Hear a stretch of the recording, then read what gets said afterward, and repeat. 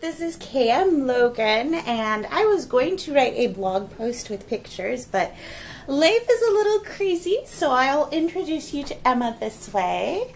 This is our newest little one, and she is not 2 weeks yet.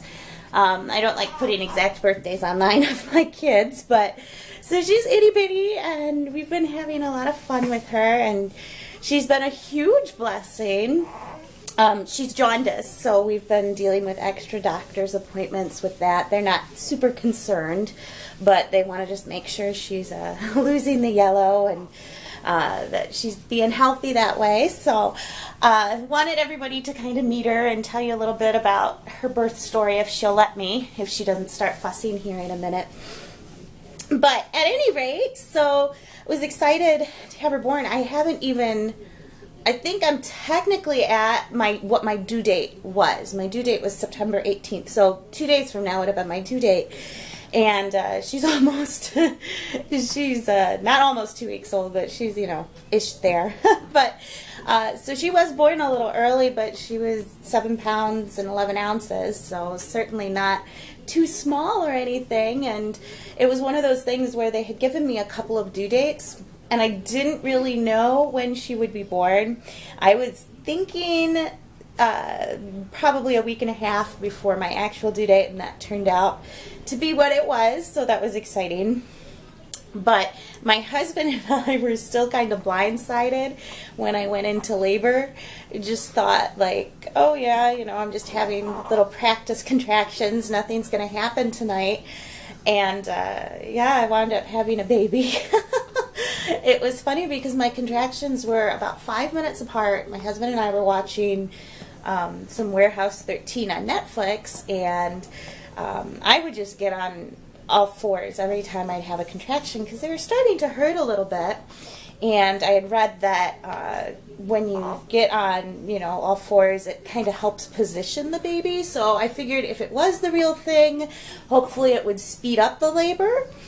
And so every contraction while I'm watching Warehouse 13 with my husband, I'm getting on all fours, and he's taking my Kindle, and he just kind of looked at me, so he'd get on all fours next to me and put the Kindle underneath my face so I could still watch the show.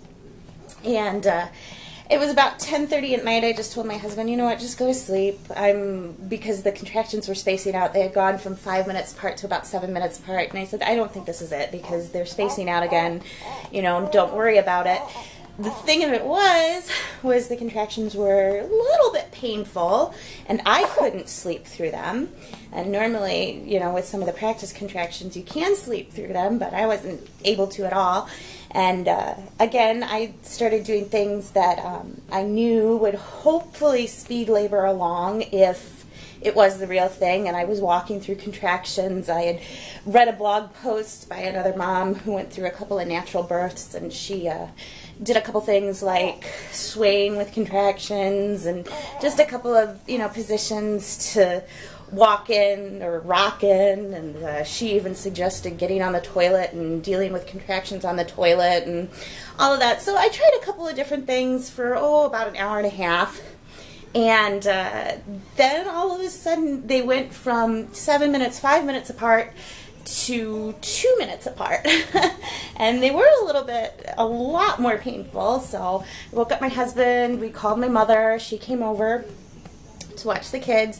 And by this time, normally when I'd driven to the hospital in the past with my husband, I was not super far gone when it came to pain, but this time my husband would try to talk to me, and the contractions were coming pretty close together, and he'd try to talk to me, and I'd just be like, just drive, just go.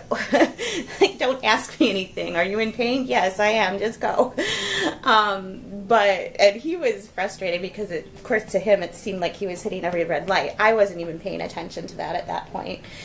And before we got in the car to go to the hospital, we realized that his car was on absolute fumes. So while we're waiting for my mother to come over to our house, which is about a 5-minute drive, he's like, well, should I go and get gas right now?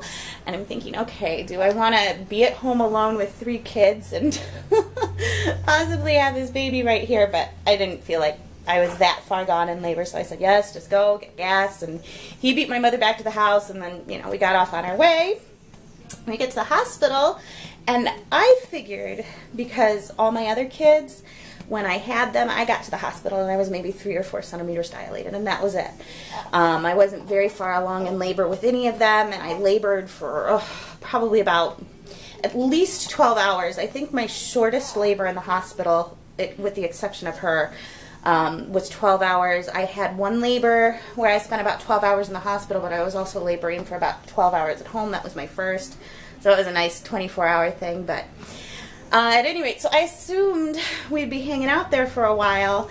And I get to the hospital, and they say, I was 6 centimeters dilated. And I said, okay. And they said, do you want an epidural? And I said, it depends on the anesthesiologist. Because some of them on staff there will not give me an epidural because I have a bleeding disorder and they're just not comfortable with it. And I had a little bit of a low platelet count anyway. And sure enough, the anesthesiologist on duty that night was one of the more conservative ones. And he wasn't willing to give me an epidural. And they said, well, there's nothing really we can do for you because you're going to have this baby in 4 hours, and we don't want to give you any narcotics because she might wind up in the NICU and we might have to detox her. And I was like, oh, okay. So I knew there was a distinct possibility of having to go through a natural childbirth with this little one. So I had been doing a lot of reading on natural childbirth, even though ideally I wanted an epidural or ideally I wanted Dilaudid. But at that point I was too close to having this one. And the nurses were great. They just said to me, oh, you're going to have this baby so soon, and you're not, not a big deal. And they were absolutely supportive. And the nurse I had actually never left my room, which was such a huge blessing because for me, I love, my husband's there with me. He's supporting me. But to have a nurse right there the entire time that I was in labor was... I can't even describe what a relief it was for me. And I know the reason why she was there was because I was so far along. But by the time they checked me again, I was already in transition. And at that point, the thought of getting up and trying different laboring positions to relieve pain or to speed things along just wasn't on my radar because transition is really painful and I didn't want to move, so I just stayed in the hospital bed.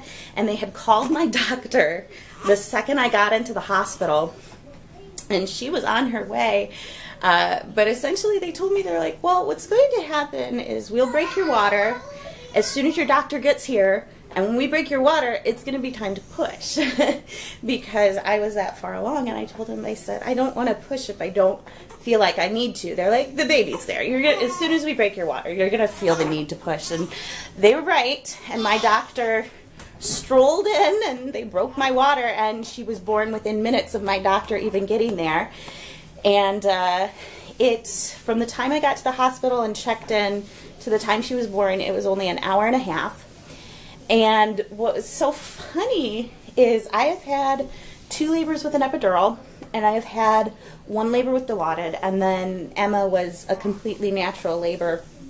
So I've experienced, all 3 ways you can do it, I guess.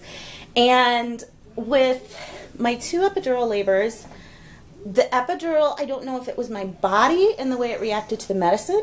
I don't know if it was the hospital's mentality to not give too much epidural so you can feel pushing. But by the time I got to transition, it was painful. I had very painful labors with my epidurals once I got to transition. Now, the epidural took the pain away completely when I was, just between I think I waited until I was 5 centimeters for the epidural, but it did take away the pain completely for a long time.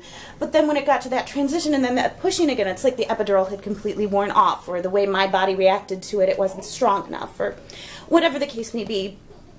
And then with the Dilaudid, same thing. It took the edge off for the beginning part of labor, but once it got to transition, they couldn't give me more. I could have requested it, but again, that's risking a baby in the NICU. And again, transition and pushing was very, very painful.